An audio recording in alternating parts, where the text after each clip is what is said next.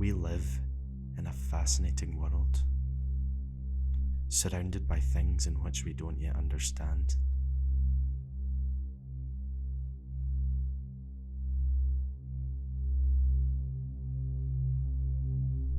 A world where the tide is controlled by an astral body, enveloped in the macro and micro nature of this universe. The very thing which fuels us, consciousness, we don't yet understand.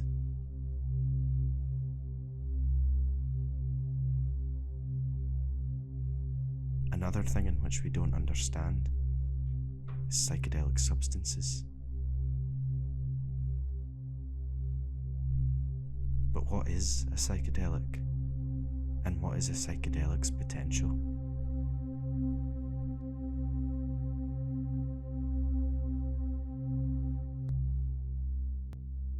Psychedelics have been a part of human history for hundreds of thousands of years. We are finding that psychedelics are far more beneficial than we were once told. But what exactly is a psychedelic? And what do they do? What is a psychedelic? Interesting. A psychedelic? A psychedelic?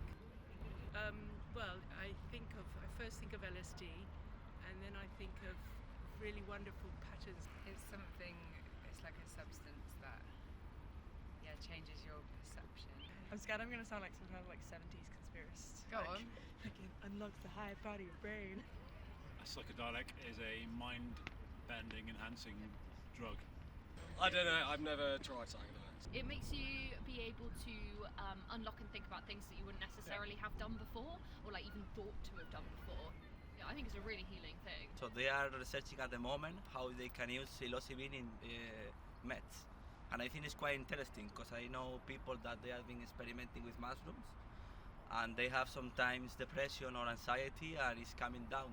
Classic psychedelics are substances that are active at the serotonin 2A receptor. So those are things like psilocybin, magic mushrooms, DMT, LSD and mescaline as well.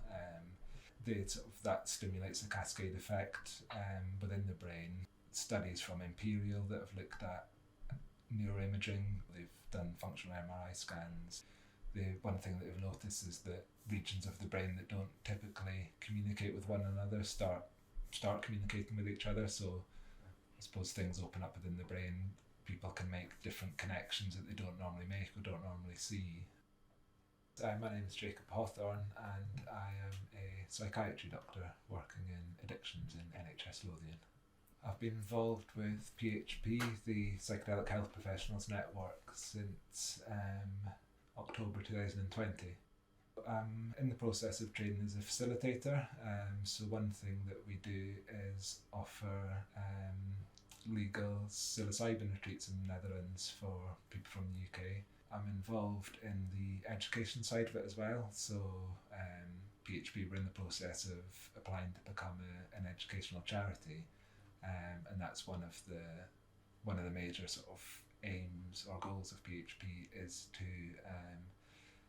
as best we can to educate the public, to inform the public, and also to inform colleagues, fellow health professionals, doctors, nurses, therapists, counsellors, psychologists, about psychedelic assisted therapy, because I think that's one thing that comes out of polls, that people are open to psychedelic research, psychedelic assisted therapy, but feel that they don't know very much about it. It's clear that under the right circumstances, psychedelics could be beneficial, but could they be a cure for the current mental health crisis?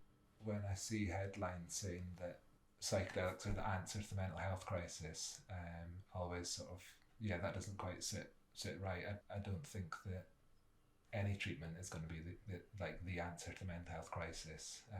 I don't think we're going to tackle the mental health crisis without huge sort of systemic societal changes around sort of trying to redress inequality, poverty, deprivation, lack of employment, lack of purpose. I think that even if psychedelic therapy worked for 100% of people, which I think even the most enthusiastic advocate would acknowledge is probably not likely to happen, the way our society is today, it creates creates mental illness at a greater rate than we can treat it. Illness is a normal reaction to an abnormal situation, and I'd say that sort of our society is an abnormal situation that produces a lot of anxiety, depression, trauma, addiction issues. Not to shift responsibility, I think the mental health crisis is well beyond the sort of the remit of mental health services, of psychiatry, of psychologists, but I definitely think that psychedelic assisted therapy could be a huge part of helping to redress that. It sort of comes down to how psychedelic assisted therapy, how psychedelics become incorporated. If they're just seen as another medical treatment, another sort of pharmaceutical cure whereby you have an illness, you go to your doctor, you get diagnosed and you get referred for this thing.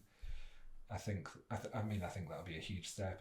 I'd love to be able to prescribe and offer psychedelic assisted therapy, but I think that if it just gets sort of swallowed up into the existing pharmaceutical paradigm, then it will make a big difference, but I don't think it will fully tackle the mental health crisis.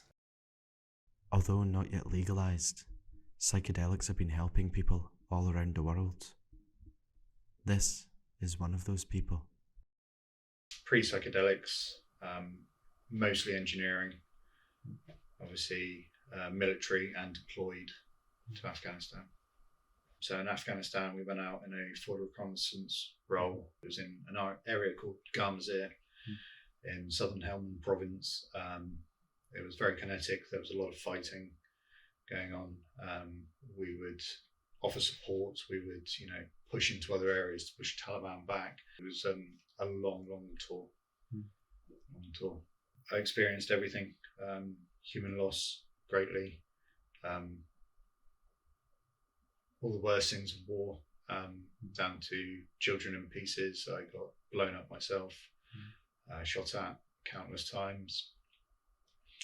The things that, I'm not really going to go into too much detail here, but it was a tough tour. And then obviously getting blown up wasn't something that disappeared quickly. I ended up getting medically discharged from the army, hearing loss down my left-hand side, and PTSD. Once I was home, again, my PTSD would be 1 weekend a month, and then maybe 2 big crashes a year, which would last 2 or 3 weeks. Usually kind of a crisis team would be out somewhere or another. Very, very dark suicidal thoughts. I had a massive crash in June of 2015, I think it was. Nothing really brought it on, it just happened. And I was bedridden for 3 weeks. And I think that one just took the will to live out of me. And I knew then that there wasn't many of them left. It really wasn't. And I could just feel it coming. I could just feel it coming. And no matter what I did, I wasn't drinking. I could just feel a depression building. And then, in November, it finally hit. And I drove out with the dogs, and we went over to Lulworth Cove, and I was just going to jump off the cliff. And for some reason, huskies are not loyal dogs at all, but one of them just wouldn't move, just sat with me.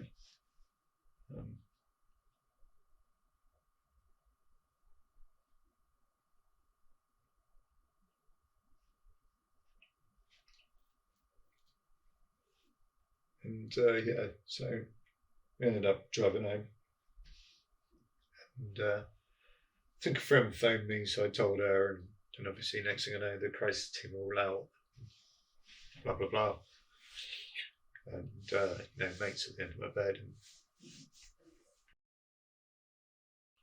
so I spoke to a mate about. I was like, look, I've kind of found this article and it says it might help, and I was like, I can't go through that again. It's like, try it. Managed to get magic truffles sent over, so sclerosis that grew under the ground, and I managed to get them sent over to this country. And obviously it was illegal. It's a Class A drug that was importing, but This isn't difficult, you know. And it turned up, and I told one of my best friends, and he was like, I'm just down the road. And so I've got no experience with any of this, and I've not really got any friends that have got kind of experience with this, but I've got nothing else left to try, so I'm going to try it. At that point, you would kind of trip out, and the trip would start, and you see all the pretty colours and all of that. It's fantastic. But just as you're kind of hitting the peak of the trip, or just behind it, bam, it would take you back into experiences. So for me, it threw me back onto the battlefield. It was stuff that I started doubting myself about. And mostly I kind of see myself floating above the situation, but I was just reliving the situation from a different perspective. So my vehicle became a rear vehicle. And as we drove past, someone had hooked a donkey up to an IED on a command wire, because we had electronic counter warfare to stop them using remote controls and telephones to set bombs off. And yeah, they obviously used the donkey to elevate it. I was top gunning that day. And yeah, 40 kilograms of explosives went off a metre away from me. I remember being engulfed in a fireball in a split second, and obviously then the pressure wave kind of hit me, and I don't remember a lot. I remember hanging onto a 50 cal, cocking it, just looking for anything that was going to be firing at me, trying to comprehend all this blood that was covered in. And all I could taste and smell was blood and burning. And just then it'd be like, actually, you did nothing wrong. Everything you did there was perfect. So right, we can let that one go. Afterwards, it was like someone had gone in and turned a valve and emptied all the crap out of my mind, all the anxiety, everything that was stressing me out. And I was just like, don't know what's gone on. I didn't know what to think. I didn't know what to think. And I remember later on that day, or maybe the day after, just going to a local pub with my friend and trying to talk it through. I was like, this just happened. And I was like, it's like a weight has been taken off of my shoulder. I've just gone back and relived a situation in Afghanistan that's obviously been plaguing me. And now it's like it's gone. You know, it's a nice memory now. Well, not a nice memory, but it's a good memory. And if I can honestly say, you know, with my hand on my heart, I've not had a breakdown since. You know, I've had no massive suicidal 2 or 3 week depressions. I still have the odd day here and now. You know, I'm human. I'm not going to say it's, you know, it's a magical thing. But I don't get a depression every single month. I don't get 2 or 3 massive breakdowns every single year. Dates don't seem to plague me anymore, or not as much. And some of that will be because of time. Time heals. But to be so close and to have given up on trying to live because it's so bad, to then all of a sudden it's just hope. Waiting, you know, when's it going to come? And it was this newfound freedom. And it was fantastic. And it changed my life. It saved my life. Recent scientific research has shown similar results. We're getting closer and closer to adopting psychedelics as a therapeutic tool within our societies. It is time that we have the discussion, time that we inform ourselves and educate others. It's time that we frame psychedelics in an honest and non-biased light. It's time that we face the psychedelic potential of the future.